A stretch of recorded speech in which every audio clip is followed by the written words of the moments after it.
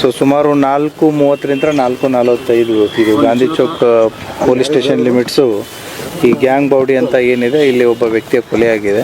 ಆತನ ಹೆಸರು ಫೈಜಲ್ ಇನಾಮ್ದಾರ್ ಅಂತಂತೇಳಿ, ಏಜ್ 21 ವರ್ಷ. ಈತ ಕೊಲ್ಲಾಪುರದಲ್ಲಿ ಕೆಲಸ ಮಾಡ್ತಿದ್ದ ಅನ್ನೋ ಮಾಹಿತಿ ಇದೆ. ಬಂದು 2 ದಿನ ಆಗಿತ್ತು ಅಂತಂತ ಹೇಳಿ. ಸೊ ಈತನ ಕೊಲೆಯಾಗಿ ಬಂದ ತಕ್ಷಣ ಪೊಲೀಸರು ಇಮಿಡಿಯೇಟ್ಲಿ ಸ್ಪಾಟ್ ವಿಸಿಟ್ ಮಾಡಿದ್ದಾರೆ.